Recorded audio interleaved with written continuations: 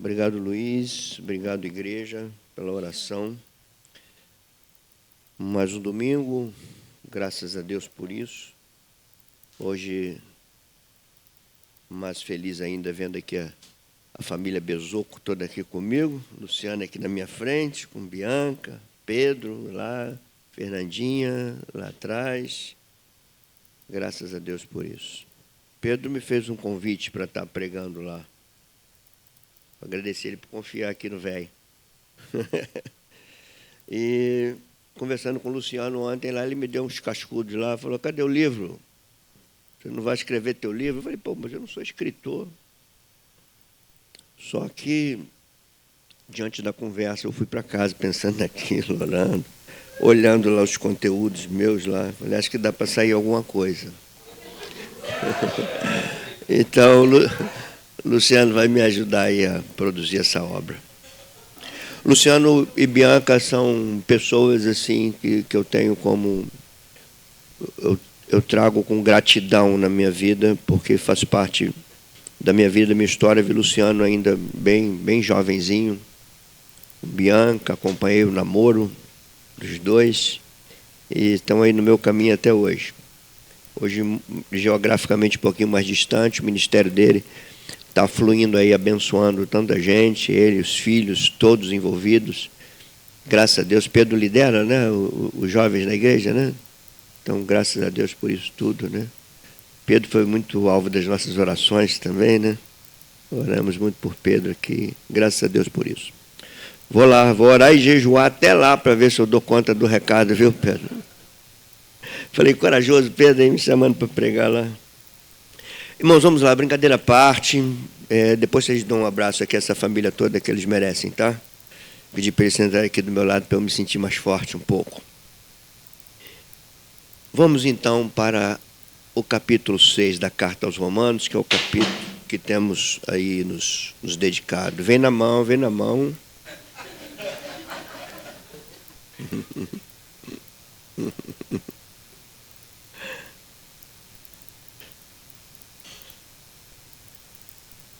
Nós vamos ler o capítulo 6, do versículo 15 até o 23.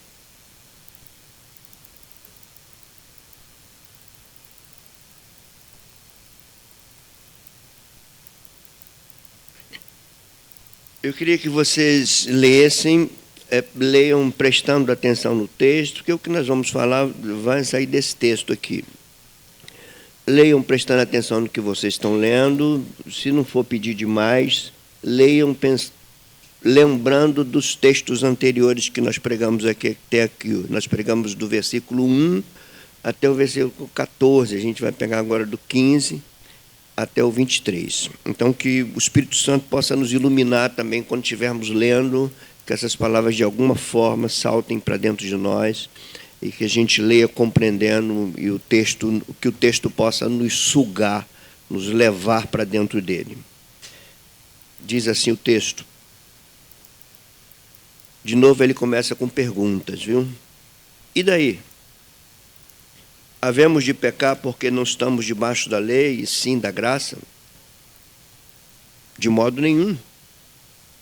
Não sabeis que daquele a quem vos ofereceis como servos para obediência, desse mesmo a quem obedeceis sois servos, seja do pecado para a morte ou da obediência para a justiça? Mas graças a Deus, porque outrora, escravos do pecado, contudo, viestes a obedecer de coração à forma de doutrina que fostes entregues. E uma vez libertados do pecado, fostes feitos servos da justiça. Eu falo como homem, por causa da fraqueza da vossa carne. Assim como oferecestes os vossos membros para a escravidão da impureza e da maldade para a maldade, assim oferecei agora os vossos membros para servirem à justiça para a santificação. Porque quando eres escravos do pecado, estavais isentos em relação à justiça. Naquele tempo, que resultados colhestes? Somente as coisas de que agora vos envergonhais, porque o fim delas é a morte. Agora, porém, libertados do pecado, transformados em servos de Deus, tendes o vosso fruto para a santificação e, por fim, a vida eterna. Porque o salário do pecado é a morte, mas o dom gratuito de Deus é a vida eterna em Cristo Jesus.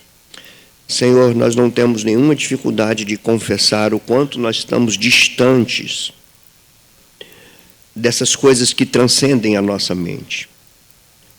Mas também de uma forma de louvor e gratidão a Ti, nós reconhecemos que, embora essas palavras possam transcender as nossas mentes, elas, por outro lado, não são estranhas às nossas mentes, porque Tu nos deste uma nova natureza.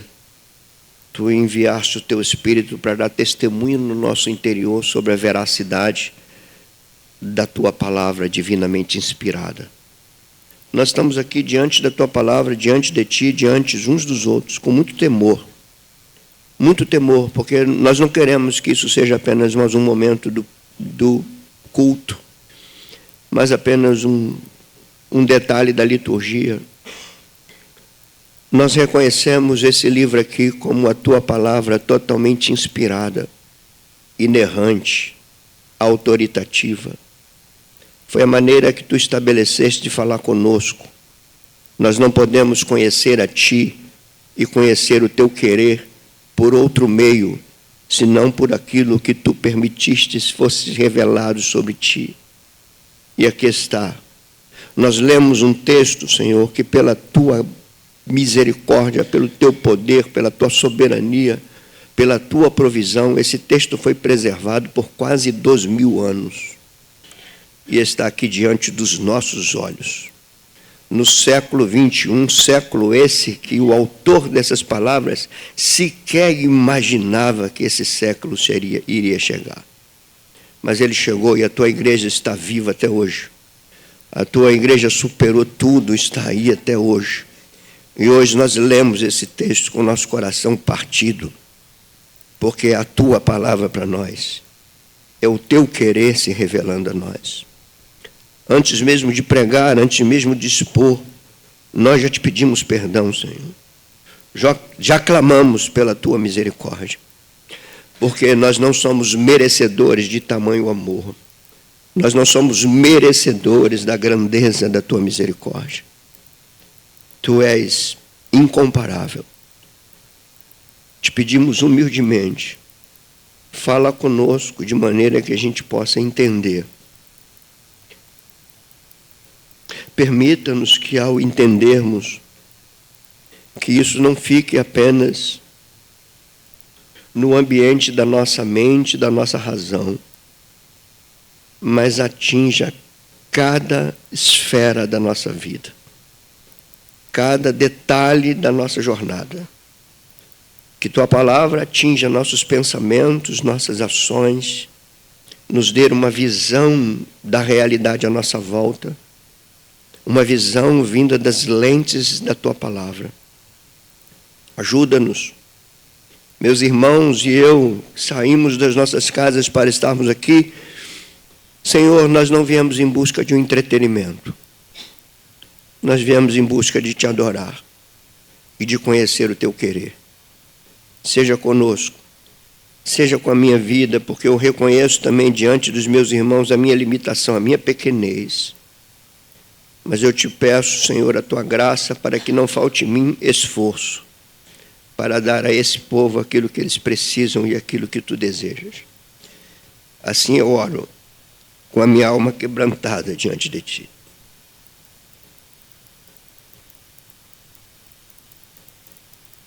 Eu oro no nome do Teu Filho, Senhor, que está aqui conosco, que é o Senhor das nossas vidas. Bendito é Ele, para todos sempre. Irmãos queridos, neste sermão nós vamos expor aí a última sessão desse capítulo. E eu quero sempre lembrar a vocês que tudo que pregamos, tudo que aqui expomos no púlpito, é intencional, é pensado, é feito debaixo de oração. E nós estamos dentro do calendário cristão num período muito propício para nós refletirmos. Nós viemos do ciclo da Páscoa, refletimos na Sua morte, na Sua ressurreição, naquilo que Ele fez. Agora estamos no segundo tempo comum. e chamados a refletirmos naquilo que Ele deseja que façamos. É a nossa resposta àquilo que Ele fez. E esses textos de Romanos têm sido aquilo que Ele tem nos orientado. Hoje eu finalizo o capítulo 6, domingo eu vou pregar o capítulo 7, e depois nos próximos domingos eu vou pregar no capítulo 8. Só para vocês já terem, se quiserem ir lendo em casa, porque é aqui que entendo eu que Deus vai falar conosco. Quando eu estava meditando, pontuando essas coisas, e ontem mesmo, a gente esteve lá na festinha da Laís, e mesmo Tânia foi deitar, eu fui para minha sala, meu escritório, orando, com a Bíblia aberta, pensando no que eu ia pregar. Lembrei-me do autor de Hebreus falando assim: mantenham a paz e a santificação, porque sem a qual ninguém verá o Senhor. Lembrei-me do livro de Josué, quando os israelitas estavam preparados para adentrar a terra prometida, em que Deus fala para Josué: santificai-vos, porque eu vou fazer maravilha no meio de vocês. Lembrei-me do apóstolo Pedro orientando as igrejas para quem ele se comunicava, dizendo, pegando a expressão de Levítico, onde Deus fala dele mesmo e convoca o seu povo, dizendo: sede santo, porque eu sou santo.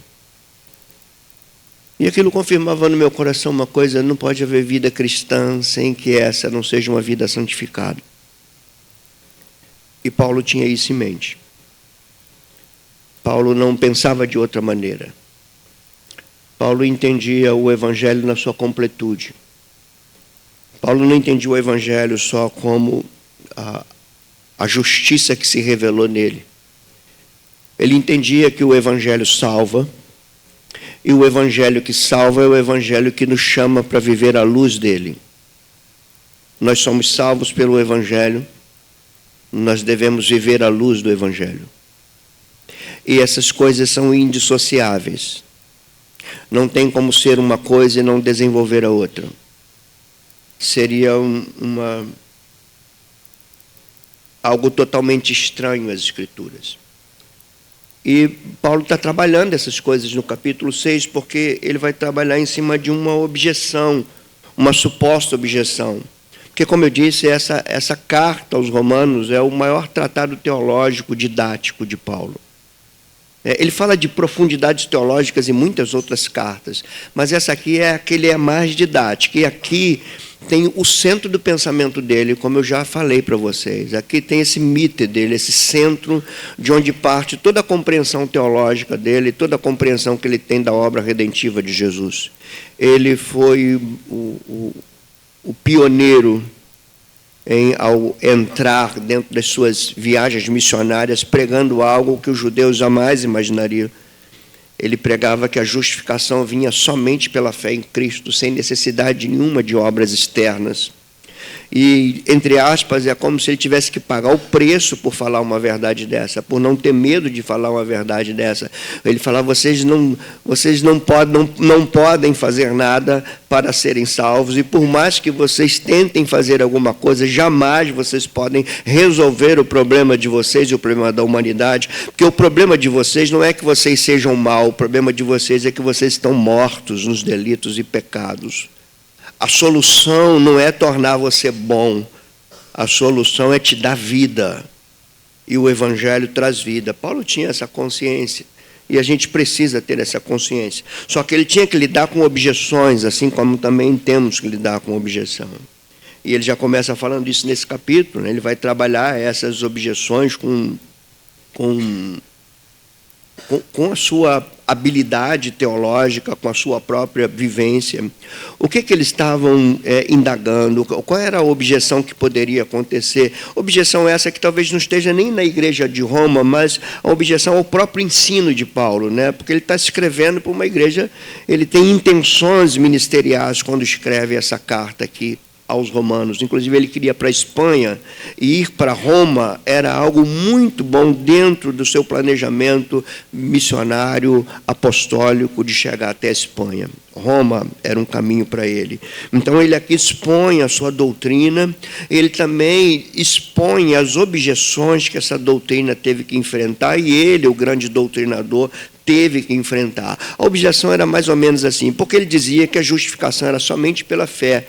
E ele dizia assim, olha, onde abundou o pecado, superabundou a graça. Então, isso era algo novo. Ele foi perseguido por causa disso, inclusive pelos judeus. E qual era a objeção? Era mais ou menos assim, bom, se somos justificados unicamente pela fé, olha o pensamento, olha como é que nós somos pecadores, irmãos. Olha como é que tem tanta coisa nociva na mente do ser humano, tomado pelo pecado. Então, o argumento é, se somos justificados unicamente pela fé, e se aonde abundou o pecado, superabundou a graça, então a matemática é simples. Quanto mais pecado, mais graça. Quanto mais abundar o pecado, mais vai superabundar a graça. E Paulo achava isso extremamente estranho, para não dizer ofensivo. Como pode isso? Como que ele responde? Ele diz assim, isso não tem nexo. De modo nenhum isso é possível. De maneira alguma isso pode ser compatível com a cruz. Quem é que fascinou vocês para fazer essa objeção? Quem é que induziu a mente de vocês a pensar que, se foram salvos pela graça, se não houve esforço humano, se a justificação é somente pela fé, se onde abundou o pecado, superabundou a graça, então agora eu posso pecar porque eu já estou garantido, e quanto mais eu pecar, mais eu vou desfrutar da graça de vocês. Quem fascinou a mente dessas pessoas que estão fazendo essas objeções? De onde vem essa jactância? De onde vem essa loucura? Era o que pensava na cabeça de Paulo, e ele é muito enfático, ele vai dizer assim, ó, de modo nenhum isso é possível. E a questão é, por que que não é possível, então? Por que que não é mais compatível aquele que foi justificado pela fé ainda viver em pecado? É aqui que Paulo começa a desenrolar aqui seu pensamento, ou melhor, a desvendar o seu pensamento, o seu brilhantismo teológico que até hoje causa impacto em todos nós. E ele vai dizer por que que não. E a resposta é, porque não é possível. Repare como ele trata um argumento de uma maneira muito simples. É como se ele descesse ao nível da compreensão daquelas pessoas, e ele diz assim, por que isso não é possível? Bom, não é possível. Vocês não se batizaram? Então não é possível, porque o batismo não é o molhar do corpo ao mergulhar das águas. O batismo é uma realidade visível que traz visibilidade a outra coisa. Ela é uma realidade visível que faz jus a uma realidade não visível. Então, parem comigo aqui. Tenta pegar aqui o meu raciocínio para vocês entenderem isso. É como se ele falasse assim, vocês não se batizaram? Vocês sabem o que é se batizar? Vocês acham que é um grupo de pessoas batendo palma e pegando toalhinha para enxugar vocês enquanto se emocionam? Não. Quando vocês se batizaram, a realidade que estava sendo apresentada naquele espetáculo visível é que vocês morreram e ressuscitaram com Cristo. Vocês morreram com Cristo e ressuscitaram com Ele. A vida do pecado foi levada nele, e a vida dele foi trazida para nós. Isso é realidade. Se vocês entendem isso, como é que vocês querem continuar pecando? Então vocês não se converteram, então vocês não se batizaram, então vocês não se justificaram. Na mente desse homem, e tem que ficar na nossa mente, é uma coisa clara. Como pode alguém ser justificado e não desejar ser santificado? Como posso eu entender a justificação se eu não quero santificação? Como eu posso ser aceito por Deus e não comungar com Ele? É aqui, irmão, e é aqui que isso é vivo para os nossos dias hoje. É aqui que essas coisas nos imprensam. Porque todos os domingos nós ouvimos palavra, todos os domingos nós cantamos canções, Nós somos capazes de expressar com nossas palavras aquilo que nós cremos. Mas a questão é se aquilo que nós cremos está sendo visto pela maneira como vivemos. Esse é o ponto. A eleição nunca foi um objeto de discurso apenas. Quando Paulo escreve aos Colossenses, ele fala assim: revesti-vos como eleitos. A eleição não é apenas uma discussão teológica. Ela precisa ser vista. Aquele que eleito foi e por isso foi salvo, precisa se revestir como eleito e viver de uma maneira que agrade a Deus, como esse apóstolo fala em 1 Tessalonicenses 4. Então, irmãos, este é o argumento. Como é que ele trata disso nesse capítulo? Do verso 1 ao 11, ele vai usar o batismo para dizer: vocês estão unidos a Cristo. Vocês morreram e ressuscitaram. Então vocês morreram para o pecado. É o que ele dizia. Se vocês morreram para o pecado, como é que vocês vão obedecer a esse Senhor? Se vocês morreram para Ele. Esse Senhor não pode dar mais ordem para vocês, porque vocês estão mortos. Você já viu um Senhor dando ordem ao morto? Como é que vocês podem obedecer às paixões do pecado se vocês morreram? Eles não mandam. Ele não é mais Senhor de vocês. Por quê? Porque vocês estão unidos a Cristo. É a vida dele agora. Não é mais a imposição do pecado. É uma outra coisa. Eu fico imaginando, quando eu estou preparando essas coisas, Paulo escrevendo. Como é que estava? Às vezes dá essas viajadas na minha cabeça. Como é que esse homem escrevendo, pensando nisso tudo, pensando nas pessoas? Eu vejo muito assim o que é o ministério pastoral. O ministério pastoral é muito isso. Tem que ser um homem do seu tempo, um homem do seu povo e um homem do seu Deus. Ele tem que ser isso, ele tem que trazer respostas, ele tem que expor a Escritura, ele tem que elucidar um povo que sai da sua casa crendo que vai ouvir a palavra de Deus e tem que ouvir a palavra de Deus. Então, do verso 1 até o verso 11 desse capítulo 6, para eu não falar dos capítulos anteriores, que ia demandar muito tempo, mas do verso 1 até o verso 11, ele fala assim: vocês foram batizados nele. Quando vocês foram batizados na sua morte, e vocês ganharam vida na sua ressurreição.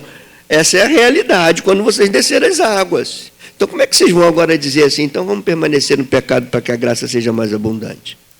Não tem sentido. Do verso 12 até o verso 14, ele vai dar uma aprofundada. Mas ele vai falar do sentido que a santificação requer consagração àquele que agora é Senhor da tua vida. E ele vai dizer: por que vocês podem fazer isso? E a resposta é simples: vocês podem agora fazer isso porque vocês não estão mais debaixo da lei do pecado, vocês estão debaixo da graça de Deus. Quando vocês estavam debaixo da lei do pecado e da morte, vocês não poderiam viver sem obedecer a ela, porque vocês eram servos dessa lei. Mas agora vocês estão debaixo da lei do Espírito da vida. Agora é a graça de Deus que está sobre vocês, então vocês podem. Para quê? Para que a justa exigência da lei se cumpra em vocês, que vivem agora debaixo da graça e não debaixo da imposição legalista. Esse homem é brilhante. E agora ele vai mais adiante, e ele vai falar não só de consagração, mas ele vai falar de um senso de pertencimento. Não existe, irmãos, não há possibilidade de vivência sem pertencer a algo. Todos pertencem a algo. Ou pertencemos a Cristo ou pertencemos ao mundo. Ou estamos debaixo do governo dele ou debaixo da tirania satânica. Ou estamos em luz ou estamos em trevas. Ou estamos reconciliados ou somos inimigos. As coisas são assim. Então, estar na igreja a igreja é um meio de graça de Deus. Por meio da igreja e por meio dos homens que ele capacitou para estar à frente, você percebe a direção da tua vida, a orientação de como viver para glorificar a Deus. Eu sei que todos nós aqui queremos o céu, mas eu acho que ele ainda não quer isso. Ele quer a gente na terra. Inclusive, ele ensinou a orar assim: venha o teu reino aqui na terra, faça a tua vontade aqui. E é aqui que você e eu entramos. Uma vez que fomos justificados por Ele, e por sermos justificados a nossa culpa foi anulada, fomos absolvidos e agora estamos reconciliados com Ele, a nossa vida agora é para representar o reino dEle, porque por isso que nós fomos feitos sua imagem. O que é ser feito à imagem de Deus? O que era uma imagem quando Moisés escreveu isso lá em Gênesis? Aqueles que leram os escritos de Moisés lá no seu primórdio, o que eles entendiam de imagem? De onde vieram os hebreus para quem Paulo escreveu a Torá, ou melhor, Moisés escreveu a Torá, o Pentateuco nosso? De onde vieram aqueles hebreus? Eles vieram de 400 anos de escravidão no Egito. Como eram as divindades representadas no Egito? Por imagens. O que Paulo está falando? Olha, nós é que somos a imagem dele. O que era uma imagem de uma divindade para os egípcios? Era a certeza de que aquela divindade era representada por aquela estátua e governava aquele território. O que Moisés está falando? Quando olharem para nós, tem que ver que Deus governa, que nós representamos o governo dele, nós somos a imagem dele, nós estamos dizendo, ele manda nisso aqui, e nós é que representamos isso. O pecado tomou isso. E ao invés de representarmos o reino de Deus, fomos um reflexo do império das trevas. Mas agora em Cristo, o Senhor que não desiste dos seus planos, o Verbo que criou, o Verbo que contemplou a queda, foi o Verbo prometido da semente da mulher. Passaram-se séculos e milênios, até que esse homem que escreveu essa carta aos Romanos disse assim, ó, vindo a plenitude do tempo, Deus enviou o Filho prometido da mulher. Ele chegou no Cronos, que é a palavra grega traduzida por tempo ali. Chegou. Por que ele chegou? Porque o Verbo que criou, contemplou a queda, ele foi a promessa da redenção. Agora o Verbo criador é o Verbo que se encarnou. O Verbo se fez carne e habitou entre nós. Por que ele habitou entre nós? E por que ele tinha que ser homem? Por que ele tinha que ser homem sem deixar de ser Deus? Porque o pecado entrou pelo homem, só o homem pode resolver o problema do pecado. Só que não havia nenhum justo sequer, então pisou depois da queda o primeiro justo na terra que ele criou. Ele criou aquela terra e o justo pisou a semelhança de homem, o inferno tremeu, porque um justo estava ali para justificar aqueles que iam ter fé nele e no que ele fez. E por que ele tinha que ser Deus? Porque o estrago era tão grande que somente Deus poderia corrigir. Por isso ele é plenamente homem, plenamente Deus. Irmãos, o cristianismo é a coisa mais lúcida do mundo. Eu tenho orgulho de ser crente em Jesus Cristo. Eu tenho o orgulho de poder compreender essas coisas. Eu tenho desejo de expor essas coisas. Eu sei que é aqui que está a solução para a tua vida. Não está em outro lugar. Se isso aqui fosse apenas um entretenimento religioso de domingo, para a gente fazer várias campanhas daqui e dali, para você fazer, se dar bem nisso, se dar bem naquilo, se dar bem naquilo outro, isso não teria sentido nenhum para a tua vida. Não teria prazer nisso. A igreja não existe para te dar 7 passos para você ter sucesso. A igreja existe para pegar o evangelho e falar, ou você entra por ele ou você fica fora. Ou é pela porta ou você fica aí nesse caminho largo que você quer. Bom, dito essas coisas, ele vai agora falar de pertencimento. E eu quero pontuar aqui 6 coisas desse texto. 6 coisas, é claro que tem muito mais, né? Mas assim, na minha limitação, pontuei 6 coisas para a gente observar aqui. E eu quero que, à medida que eu falo, você vai observando, vai pensando. Cristianismo, gente, é pensamento. Você precisa entender a tua fé. Você não tem que sentir a tua fé. Você tem que entender a tua fé. Entenda a tua fé. Depois ela vai produzir sentimentos verdadeiros em você. Mas primeiro você tem que entender. Você precisa deixar teus pensamentos serem levados cativos. precisa falar como Lutero, né? Minha mente está cativa. Minha mente está cativa a Deus. Não tenho do que pedir perdão a vocês. Que Deus me ajude. Foi isso que ele falou para aqueles que indagavam e queriam que ele pedisse perdão pela verdade que ele pregava. Bom, irmãos, a primeira coisa que eu queria pontuar com vocês, que é argumento de Paulo aqui, do verso 15 até o verso 23, mesmo argumento que ele está desde o verso 1, só que agora com mais amplitude, com mais profundidade. A primeira coisa que você vai ver comigo aí é aquilo que você está vendo desde o versículo 1. Ele fala da obviedade do pensamento de um cristianismo autêntico. É como se Paulo pensasse assim, ou o cristianismo é autêntico ou ele não existe. Ou o que aconteceu com vocês é verdadeiro, ou vocês são uma farsa. Por isso que quando eu falo dessa obviedade do pensamento de um cristianismo autêntico, está no verso 15. Quando ele vai indagar, ele vai colocar outra objeção aqui, similar ao verso 1, quando ele vai dizer assim, e daí? Nós vamos então, havemos de pecar porque não estamos debaixo da lei, e sim da graça? Ele diz, de modo nenhum. Isso aí é a coisa óbvia. Isso aqui é a obviedade de um cristianismo autêntico. Eu não posso ficar pecando sobre a justificativa que eu não tenho mais a lei para me condenar. Porque eu não vivo sem lei.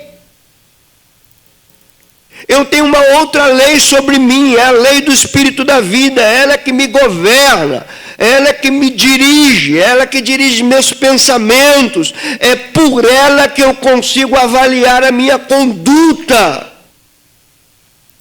Então Paulo está dizendo, isso aqui é óbvio. Como havemos de pecar? Porque nós não estamos debaixo da lei, e sim debaixo da graça. De modo nenhum. Como eu disse, repito, e você precisa se encaixar nisso, você precisa se perguntar agora nesse momento, já que você está entendendo que isso é óbvio, você tem que perguntar para você agora, eu posso ser crente e não ter comunhão com a Escritura? Eu posso ser crente e não ter uma vida de oração? Eu posso ser crente e falar com muita simplicidade que essa semana eu nem peguei na palavra dele? Eu posso ser crente assim? E a resposta é não, isso é uma farsa. Vocês estão entendendo, gente? Eu pergunto para alguém assim, porque eu sou meio complicado com essas coisas, né? Você leu a Bíblia hoje? Não, hoje não. Ontem também não. Sexta-feira? Não. Você comeu sexta-feira? Comi. Você comeu ontem? Comi. Comeu hoje? Estou comendo. Por que você comeu sexta, ontem e hoje? Porque eu tive fome. Então por que você não leu? Porque você não teve fome. Você não teve desejo disso. A outra eu perguntei, leu ontem? Ontem eu estava muito cansado. Por que você não leu antes de ficar cansado? Você acha que você pode viver sem isso? Você quer ser um desnutrido espiritual? Você pode viver sem a Escritura?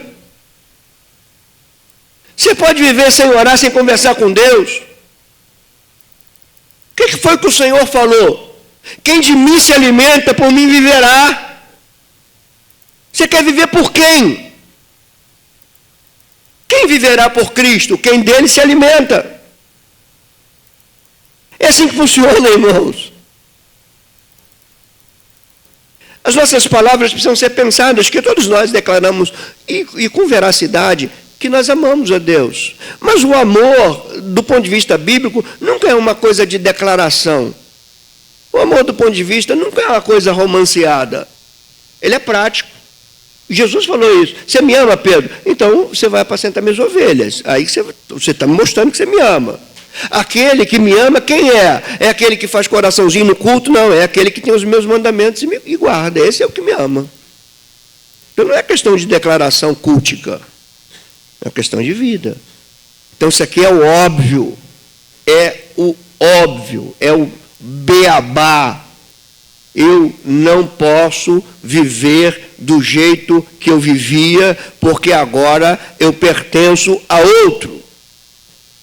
Entendeu? O que é que bote ali no Data Show? Para vocês entenderem. Segunda coisa que ele fala é complementar. Ele vai pensar da seguinte maneira: quem está em Cristo possui agora uma consciência de pertencimento a outro. Isso para ele é natural. Ele está tratando disso, né? A quem vocês pertenciam outrora? Ao pecado. Ele era o Senhor de vocês. Então o que vocês faziam? Vocês obedeciam a esse Senhor. Mas vocês não morreram? Um morto não obedece a Senhor nenhum, nem Senhor nenhum pode dar ordem a um morto. Vocês morreram, mas vocês continuaram mortos? Não, vocês nasceram para uma nova vida. Essa nova vida agora tem um outro Senhor. Quem é esse Senhor? Aquele que morreu e ressuscitou por vocês. Então a quem vocês pertencem agora? Não pertenço mais ao pecado, eu pertenço mais a Cristo. Então a quem vocês se consagram? Ao pecado ou a Cristo? Irmãos, isso é simples demais de entender. Creio eu. Pelo menos eu estou me esforçando para tornar essa coisa mais simples aqui. Olha o que ele diz no verso 16. E eu queria que vocês, como eu falo para vocês, prestar atenção nas palavras e no tom do texto de Paulo. Quais são as duas primeiras palavras do verso 16? Não sabeis, ou seja, que vocês estão patinando? Vocês não têm consciência que isso é verdade? Isso não é óbvio, é mais ou menos isso que está aqui no texto. Não sabeis o quê? Não sabeis que daquele a quem vos ofereceis como servos para a obediência, desse mesmo a quem obedeceis vocês sois servos? O que ele está dizendo? O que é um servo? O servo é o que pertence ao seu Senhor. Ele está dizendo, aquele a que você pertence, você obedece. Só que ele começa assim, vocês não sabem disso? É claro que essas palavras estão distantes para nós no tempo. Mas ele usa uma expressão muito comum do primeiro século. Todo mundo sabia o que era um servo e qual era a relação dele com o Senhor dele. Paulo está usando essa analogia, que era própria do mundo romano, do Império Romano. Os servos serviam os seus senhores, pertenciam aos seus senhores. Por isso aí ele usa uma outra analogia em outro momento, quando ele diz que nós fomos comprados. Quem é que é dono? É o que compra. Isso é o mercado de escravos. Paulo está usando essas analogias para explicar o que é pertencer a Cristo. Então, o que você tem que perguntar para você? Eu pertenço a Cristo? A resposta é sim. Se você é um crente. Mas você tem que fazer outra pergunta. Eu estou obedecendo àquele que eu pertenço? Existe salvação em Cristo sem senhorio de Cristo? Existe uma vida nova sem que haja uma maneira de viver? Posso alimentar os meus hábitos de sempre? Não. Posso tratar meus irmãos como eu tratava antes? Não. Agora você tem um modelo. Você tem um molde. Tem dois moldes aqui. O mundo e Cristo.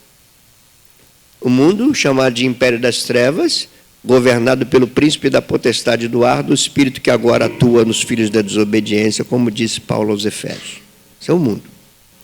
Quando ele escreve aos Romanos, o que ele diz? Não vos conformeis a este mundo. Mas ninguém vive sem estar conformado a algo. Então, não vos conformeis a este mundo. Então, vou me conformar a quê? Por isso que eu falo para vocês têm que ler a Bíblia toda. Para com esses versiculites, de pegar os versículos que você gosta para trazer para a tua cabeça, que o tempo de caixinha de promessas já foi embora há muito tempo. Ou você compreende a Bíblia num todo, ou você vai ficar patinando nas partes.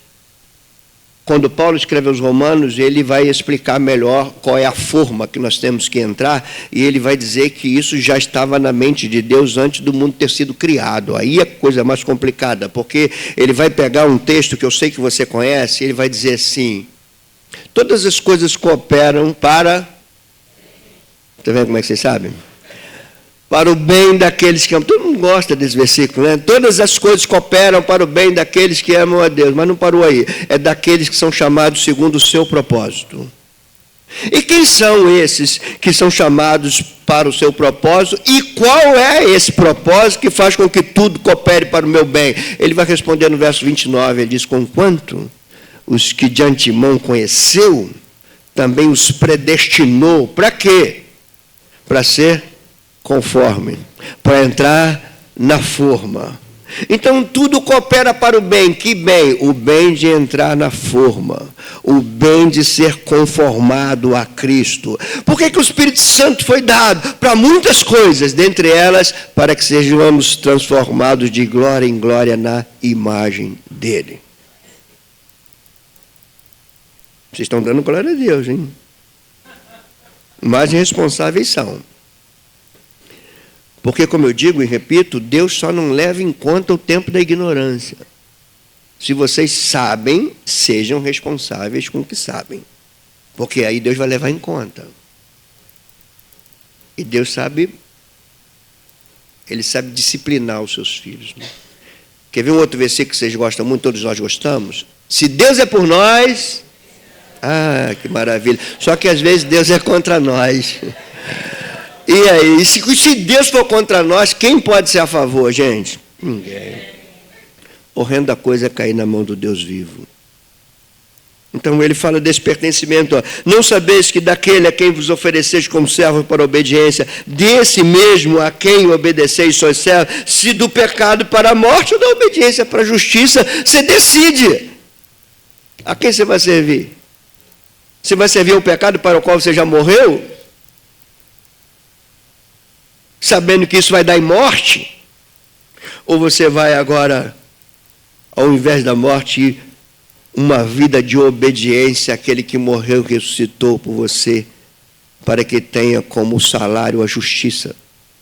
Sabe qual é o salário do pecado? Esse Senhor, ele paga em dia. Esse Senhor paga em dia, no dia certinho você recebe. Não atrasa. O salário do pecado é a morte. Sabe o que é morte? Não é inexistência humana, é separação de Deus. Isso que é morte. Você pode estar vivinho e morto. Morto é separado por Deus, é morte espiritual. Quando você está separado de Deus, você também se separa da tua essência, porque a tua essência foi criada por Ele. Separado dele, você não sabe quem você é. Quando você não sabe quem você é, você também não sabe quem teu semelhante é. Se você não sabe quem você é e você não sabe quem seu semelhante é, você vai usar o seu semelhante para procurar se encontrar nele. Quando ele não corresponde, você arruma inimizade com ele. Isso é morte social. Morte espiritual, morte existencial, morte social, tudo vem da separação. O que Cristo fez, gente? Ele veio nos reconciliar com a vida. Lembra de João? Falei, a vida estava nele, e a vida é a luz do mundo, e a luz resplandece nas trevas, e as trevas não prevalecem contra a luz. Lembra quando ele falou, eu sou a luz do mundo, quem me segue não anda em trevas. Irmãos, que coisa maravilhosa é isso. Terceira coisa que Paulo fala aqui, adiantando no argumento dele, os que estão em Cristo, pensa Paulo, quando está escrevendo essa carta, né? Pensa nele escrevendo, né? Ele agora pegou a pena, tomou um cafezinho e pegou lá, falta completar aqui, peraí. Bom, eu penso que os que estão em Cristo possuem uma nova realidade espiritual, pensa Paulo. Ele está escrevendo, eu preciso fazer os romanos entenderem isso. Quem está em Cristo tem uma nova realidade espiritual, e essa nova realidade espiritual traz uma forma doutrinária de viver. Brilhante. Verso 17. Mas graças a Deus, porque outrora, olha o verbo no passado, gente. Olha a expressão no passado. Outrora, escravos do pecado. Quem era o Senhor? o pecado. Quem eram os servos do pecado? O que aconteceu no batismo? Morreu. Então esse servo morreu por esse pecado, por esse senhor. Esse senhor não dá mais ordem para esse servo, porque esse servo morreu. Como é que o servo morto vai obedecer ao Senhor? Ele morreu. E agora a vida dele está numa outra dimensão para outro senhor. Esse outro senhor morreu de uma vez por todas e ressuscitou para nunca mais morrer. Por isso que ele é a primícia dos que dormem. Jesus não é a primícia dos que dormem porque foi o primeiro a ressuscitar. Ele foi o primeiro a ressuscitar para nunca mais morrer. Foi o primeiro a ressuscitar para vencer a morte. Por isso que ele é primícia. Outros ressuscitaram antes dele. Lázaro foi um desses, por exemplo. Mas Lázaro depois foi para o pó, de novo. Mas o Senhor está até hoje sentado à destra da majestade nas alturas. Depois de ter feito a purificação do pecado, assentou-se. E de lá um dia ele vai levantar e virá para julgar todas as nações, todos os povos. Os céus se abrirão e até aqueles que o traspassaram verão ver o Filho de Deus vindo sobre as nuvens do céu com poder e muita glória. Os mortos ressuscitarão primeiro, os que estão vivos serão arrebatados e se encontrarão com ele nos ares, estarão com ele para sempre. Consolem uns aos outros com essas palavras. Eu estou citando 1 Tessalonicenses aqui. Então, olha o que ele diz. Mas graças a Deus, verso 17, porque outrora escravos do pecado, contudo viestes a obedecer. Qual o ponto que você chega aqui comigo? Pensa comigo. Não existe vida sem obediência. Sempre estamos obedecendo alguma coisa. Mesmo que seja inconsciente. Se você não quer nada com Cristo, você continua obedecendo ao pecado. É Ele que manda na tua vida, é Ele que governa a tua vida. E há um Senhor sobre ele ainda. Então ele diz, outrora escravos do pecado, contudo viestes a obedecer, e ele coloca uma expressão aí, obedecer como? De coração, não é obedecer por imposição, nem é uma obediência externa, porque o coração, do ponto de vista bíblico, não é o órgão dos sentimentos, é o núcleo da existência humana. Vocês obedeceram lá no cerne, lá dentro. E se não for lá dentro, não adianta, que é estereótipo religioso, é falso. Tem que ser lá dentro. E Paulo trabalha isso com muita naturalidade. Ou seja, não existe conversão se isso não ocorreu no coração, dentro. Se não cortou o núcleo da existência. Ninguém, ao aderir ao movimento evangélico, pode dizer que se converteu. Você pode estar aqui no nosso meio porque você gosta dessas pessoas, mas se você não se converteu a Cristo, não adianta. Essas pessoas que você gosta, o dia que elas não se comportarem do jeito que você quer, você vai arrumar problema com elas. Porque não foi dentro, porque não foi no coração. Graças a Deus, outrora era escravo do pecado, mas agora eu vim obedecer de coração. Obedecer de coração o quê? O que ele diz? Uma forma de doutrina. Um conjunto de verdades que norteiam minha vida. Um código de ética que faz eu representar o reino do Deus do qual eu sou imagem. O que é essa nova forma de doutrina? Aquele que pecava não peca mais, aquele que roubava não rouba mais, aquele que mentia não mente mais, aquele que cobiçava não cobiça mais, aquele que vivia maltratando a sua esposa não maltrata mais, a esposa que vivia em pé de competição com seu marido não vive mais assim, porque isso é mundo. Isso não é reino de Deus. Aquele que não respeitava as dádivas de Deus, que pede e Deus dá, e tem seu trabalho, e tem seu emprego, e não honra a Deus com suas primícias, com sua vida, não coloca Deus em primeiro lugar, isso acabou, você tem uma nova forma de doutrina, alguém tem que governar você. A que ponto nós chegamos aqui? O ponto aqui é, não existe possibilidade de ser cristão e ter a minha própria maneira de viver. Se você quer viver da maneira que você sempre quis, então você pertence a outro. A esse aqui não. Ele é que manda na tua vida. Os cristãos possuem uma realidade espiritual que demanda uma nova forma de viver doutrinária. Então você não olha mais do jeito que você olhava. Paulo dizia isso mais ou menos em 2 Coríntios, quando ele diz assim: antes a gente conhecia segundo a carne, mas agora não é mais desse jeito que a gente conhece as coisas. Por quê? Porque os que estão em Cristo são nova criação e as coisas velhas passaram e se fizeram novas. Isso é muito claro para ele. O amor de Cristo nos constrange, sabendo nós o seguinte: um morreu por todos, para que todos aqueles que agora vivem não vivam mais para si mesmo, e sim para aquele que por eles morreu e ressuscitou. Isso é Paulo falando na sua segunda carta aos Coríntios. Quarta coisa, Paulo vai dizer, evoluindo, né? Uma vez unidos a Cristo, aí entra um outro ponto, que até agora está teológico, teórico, interessante, mas agora ele vai entrar numa questão mais prática. Ele vai dizer assim: uma vez unidos a Cristo, deve haver um esforço de dedicação. Irmãos, a salvação não é por mérito. A salvação é pela graça. A graça é a ausência do mérito, mas não é o anular do esforço. Quem é atingido pela graça se esforça. Esforça-te para preservar a unidade do Espírito. Esforçar para viver em comunhão uns com os outros. Eu vou dizer uma coisa muito direta para você que responde para mim assim: eu não li a Bíblia ontem, nem anteontem, por causa disso, por causa daquilo, por causa daquilo. Eu vou dizer uma coisa: sabe por que você não está lendo? Sabe por que você não está tendo uma vida regular de oração? Sabe, você quer que eu diga na lata para você, verdade, de pai para filho, de irmão para irmão? É porque você não se esforça para isso. Não existe vida cristã sem esforço. Você se esforça para aquilo que você almeja. Esforço. Preciso ter esforço. Você se esforça para trabalhar. Se o teu patrão mudar a tua carga horária e tiver que você acordar mais cedo, você vai acordar mais cedo.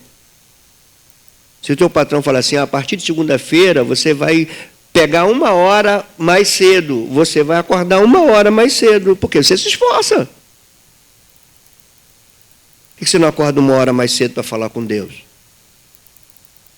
Por que você não acorda 1 hora mais cedo para se dedicar à Escritura? Por quê? Falta esforço. Esforço. Vida cristã requer esforço.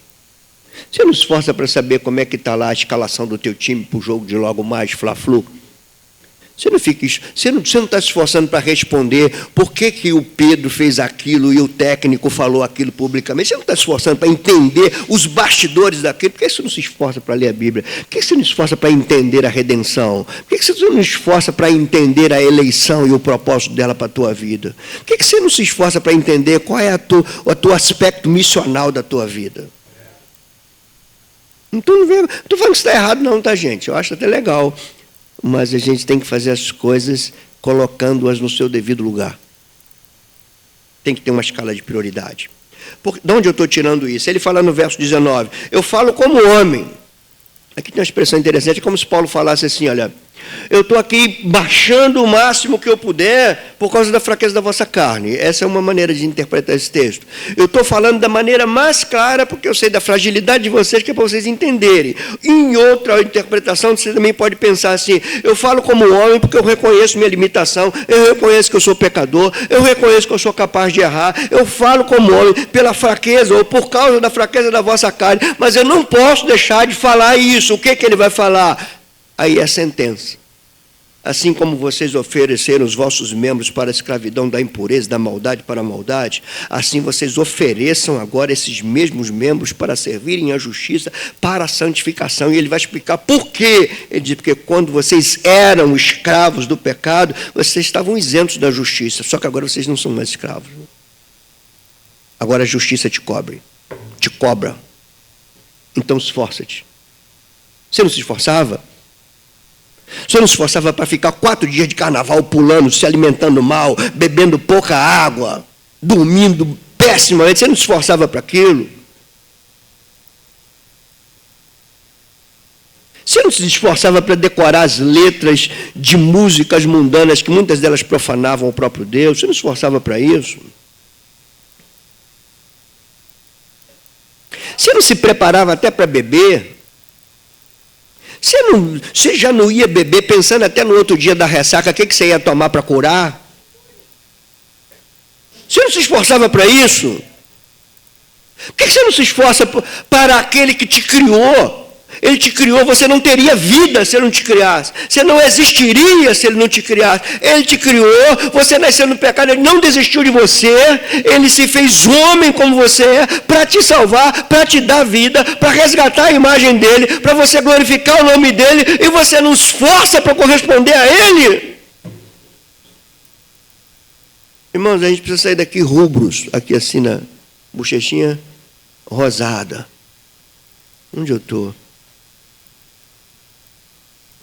Aqui eu vi João falando do mestre Robinho e do mestre Pedro.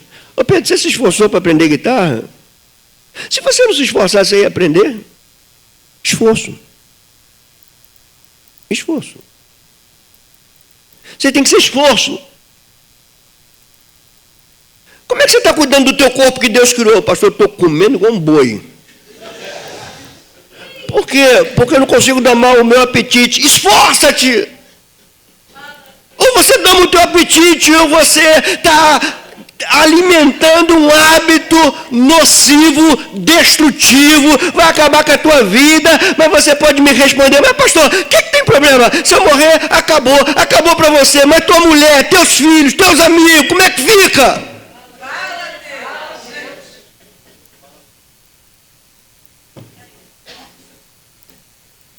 Bendito Paulo. Paulo, se o dia que eu encontrar contigo, eu vou te agradecer muito, Paulo. Te agradecer muito. Outra coisa,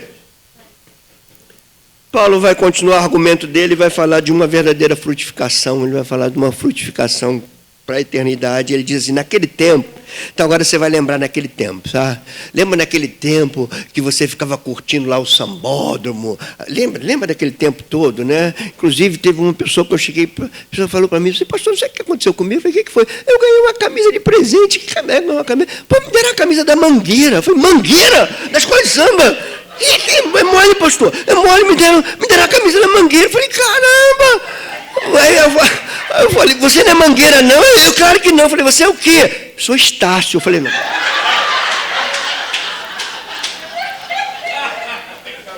Acabou com o meu dia. Vocês estão rindo, né? Acabou com o meu dia. Agora, você que era Estácio, você vai ler isso aqui comigo. Naquele tempo do Estácio, tempo do Goró, o tempo do pileque, o tempo de ficar olhando para a mulher dos outros, o tempo de ficar se gastando com pornografia, esse tempo, naquele tempo, que resultado colheste? O que ele está dizendo? E ele vai responder, eu vou dizer o que você colheu, somente as coisas de que agora você se envergonha.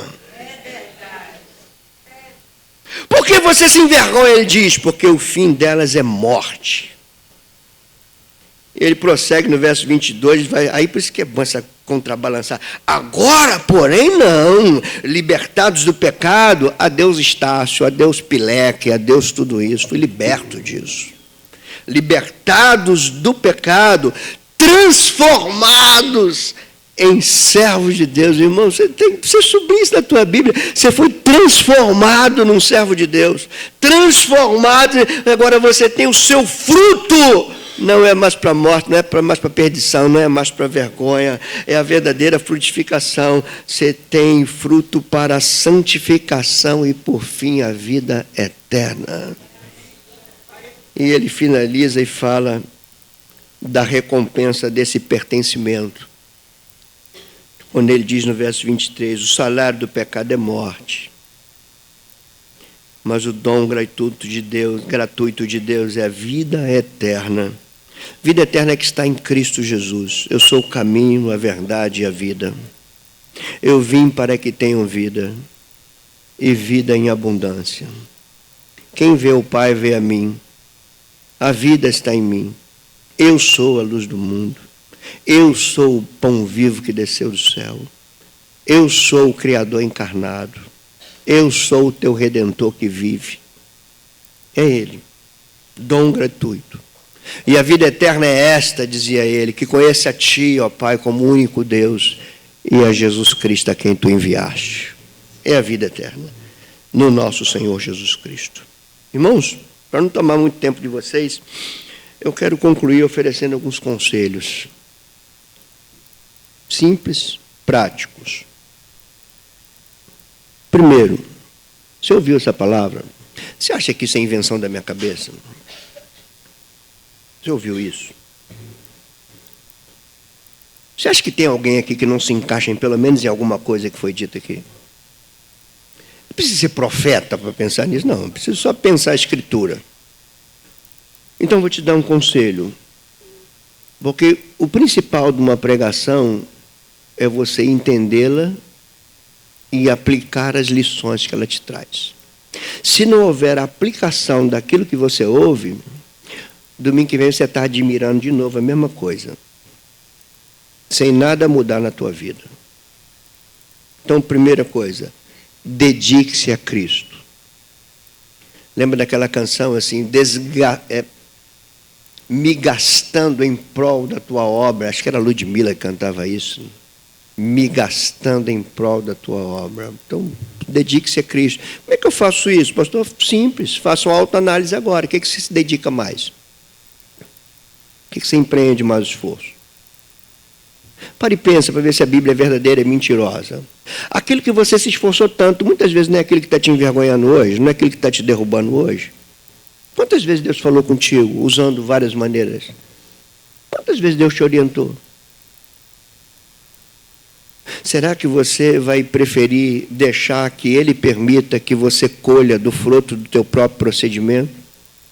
Será que você vai permitir que Ele te entregue as tuas próprias obstinações, porque já te alertou muito e você não ouviu? Será que Ele vai deixar você colher daquilo que você está plantando? Então, dedique-se a Cristo. Hoje, consagra a tua vida. Saia daqui mudando. Chega, não vou ficar mais distante da Escritura.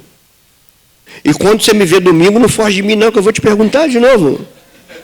Eu vou perguntar. Tem uns que quando me olham e falam, pastor, não pergunta não. Eu vou perguntar de novo. Domingo eu estou aí, se Deus me deixar vivo até lá. Estou aí, na cantina, olhando no olho, conversando. Só vejo gente falar assim, eu preciso cuidar da minha alimentação. Mas todo domingo eu vejo como está cuidando da alimentação. Muito bem da alimentação. A gente, ó, tem uma turma aí que come bem aqui, cara. Dedique-se a Cristo. Pastor, seja mais prático. Então você, acorde mais cedo um pouquinho do teu dia. Faça um programa de leitura da Escritura. Um lugarzinho quietinho você. Dobra teus joelhos, abre a Escritura. Confessa teu pecado para Ele. Conversa com Ele como se estivesse conversando com uma pessoa. Porque Ele é uma pessoa. Fala dos teus dilemas. Seja verdadeiro. Senhor, eu quero dedicar a Ti, mas eu estou com uma dificuldade. A minha mente se distrai. Eu estou lendo a Tua palavra. Daqui a pouco eu estou lembrando do capítulo da novela. Senhor, tem misericórdia de mim, eu quero mudar isso. Começa a fazer isso, gente. É simples. Eu estou dando um conselho simples para você aplicar esse sermão na tua vida. Dedique-se a Cristo. Como é? Pô, veja como é que você... Já tua esposa chega do teu trabalho, tua esposa trabalhou o dia inteiro. Você sequer perguntou como é que foi o dia dela. Se ela está precisando de alguma coisa, se ela está sentindo alguma coisa, se Deus está falando contigo, muda! Dedique-se a Cristo. Você não é marido, seja de fato um representante de Deus na tua casa. Dedique-se a Jesus Cristo. Procure uma vida de santificação. Como, pastor? Simples. Você tem que mudar a roupa. Eu vou ter que mudar a minha roupa, o meu modo de me vestir. Depende. Se o teu modo de vestir é indecente, você tem que mudar. Tem, porque santificação também tem a ver com isso, tá? Quem santifica-se no interior, externa isso. Você não pode dizer que você é uma mulher santa se você vive com os decotes grandes, com tuas costas à mostra, com os teus seios à mostra, está faltando santidade na tua vida. Você tem que ser santa. Teu corpo é para o teu marido, mas para ninguém. Eu sou solteiro, então teu corpo é só para Jesus Cristo. Para ninguém mais. Ninguém vê. Não estou querendo fazer uma tatuagem aonde? Na virilha. Quem é que vai ver isso? Quem que vai ver tatuagem na virilha? Quem vai ver? Você é solteiro? Como é que você vai fazer um negócio desse? Gente, para. Procure uma vida de santificação. Ninguém se santifica sem a palavra. Santifica-os na verdade, a tua palavra é a verdade. Ninguém se santifica sem a comunhão com o Espírito Santo, porque o Espírito Santo é o santificador. É aquele que aplica na tua vida a obra do Filho, a obra do Pai. O Espírito Santo é aquele que vai jogar teus olhos para a cruz, vai fazer você entender o que aconteceu lá e qual é o sentido daquilo aqui na tua vida. O Espírito Santo é a pessoa da Trindade que está contigo, que habita contigo, que conhece seus dilemas, que intercede por você. É uma pessoa. Se você não conversa com ela, é porque você está ignorando essa pessoa. Junte-se, terceiro conselho, junte-se aos que estão em Cristo. Entenda a importância da igreja. A igreja é importante. Venha chorar com os que choram. Venha estimular uns aos outros aqui. Venha preservar firme a confissão da esperança. Não deixe de congregar, como é costume de alguns. Esteja junto, vamos nos santificar, vamos nos engajar naquilo que Cristo comissionou para a sua igreja. Quarto, afasta da tua vida, vou falar pausadamente para você entender. Afasta da tua vida aquilo que está te afastando de Cristo. E você sabe o que é. Afasta da tua vida o que está te afastando de Cristo. Ok?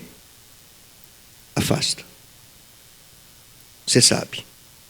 E por último, passe a desenvolver uma vida de compromisso com a obra de Deus, que é confiada aos remidos do Senhor. Deus não tem outra boca para evangelizar, senão é a boca da sua igreja. A evangelização é com a igreja.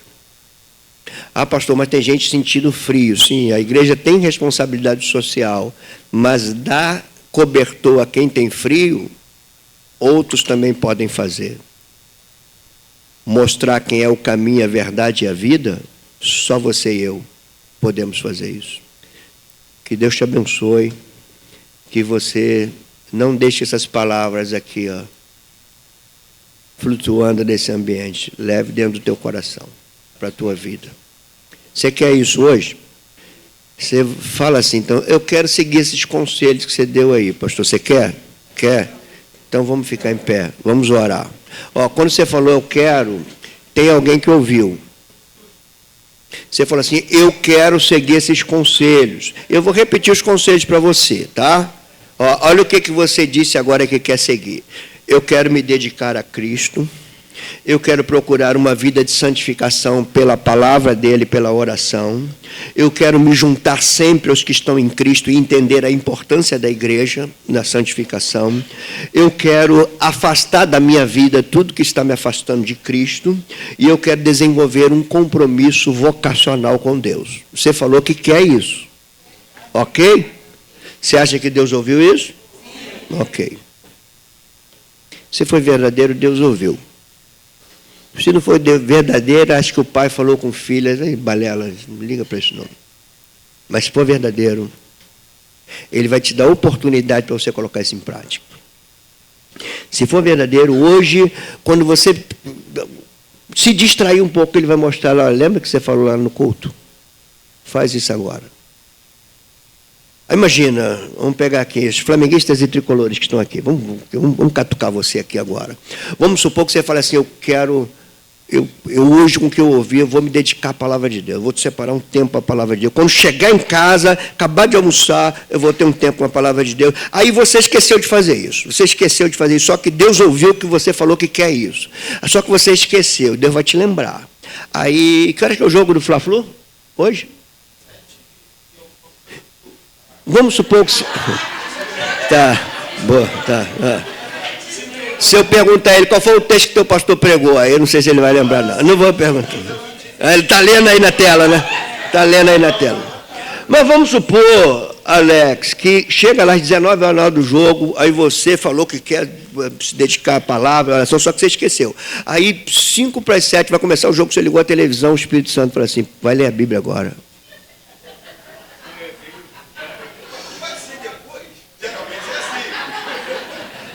Se você falar assim, Senhor, pode ser o intervalo? Vamos orar, gente.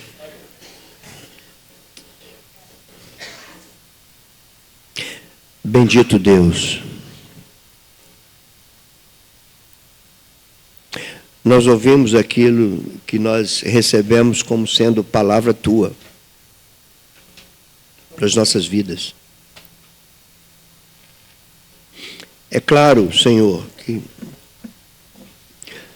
todos nós, de alguma forma, nos sentimos em déficit com muitas coisas que foram ditas aqui. Tu conheces cada um de nós. A minha oração aqui, Deus, é do fundo da minha alma, é uma oração de um pastor. A começar comigo. A começar comigo.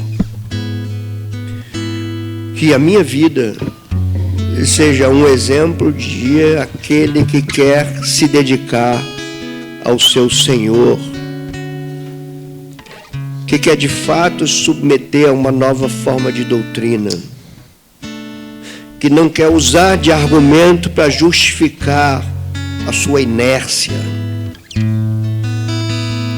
Seja na minha vida, eu estendo essa oração para todos os meus irmãos, ele tem seus dilemas, eles têm suas questões financeiras, dívidas para saldar, muitas vezes ocupa a mente, perturba a mente, a falta de dinheiro, a falta de muita coisa vai perturbando a mente, Senhor, e às vezes vai tentando levar teus filhos a se prostrarem, ó Deus, mas eu estou orando hoje com toda a entrega da minha alma a Ti. Venha trazer avivamento a esses irmãos, a todos nós, a essa igreja, Senhor. Que haja de fato um desejo de santificação, um desejo pela Tua palavra, um desejo de saber que nós fomos livres do pecado apenas por crer em Ti e que agora nós queremos viver expressando a Tua imagem na nossa vida. Que haja famílias mais estruturadas, casamentos mais sólidos, homens mais comprometidos, mulheres mais devotas a Ti, que haja crianças que observam os modelos dos adultos aqui, que haja crianças crescendo, se espelhando naqueles adultos que estão aqui, que haja adolescentes tendo sua mente tomada pelo Espírito de Deus. Desperta a vida desses adolescentes, a mente desses adolescentes, para eles desejarem a Tua palavra, desejarem estudar a Tua palavra, desejarem ser depois jovens homens que vão pregar a Tua palavra, que vão ensinar a Tua palavra, que vão levar a outros a Tua palavra. Ó Deus, isso aqui é pensado com carinho, isso aqui é feito com joelhos dobrados, debaixo de oração.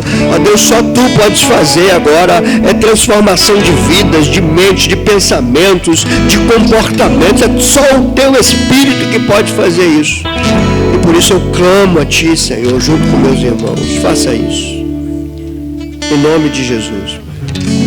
Haja conversões, haja pessoas convertidas a Ti. Haja crentes convertidos a Ti nesta manhã. Pessoas que se convertem, que se voltam para Ti, que saem dos caminhos tortos nos quais estão entrando. Voltem para Ti, consagrem-se a Ti, Senhor. Os dias são maus. Os dias são maus, Senhor. Leva-nos a compreender a Tua vontade, a vivermos de maneira sábia, Senhor, sabendo remir o tempo, identificando que os dias são maus, Senhor. Viver como igreja, viver como povo. Queremos dizer não, Senhor, à embriaguez desse século, mas queremos ser cheios do Teu Espírito. Queremos falar entre nós com salmos, com alegria no coração, com devoção, com gratidão a Ti, Senhor, e que isso possa desembocar nas nossas famílias, nas nossas casas e por onde nós andarmos, Senhor. Nós somos a Tua imagem, nós louvamos o Teu nome, Senhor. Receba a nossa canção agora já no final desse culto, Senhor. Em nome de Jesus. Amém.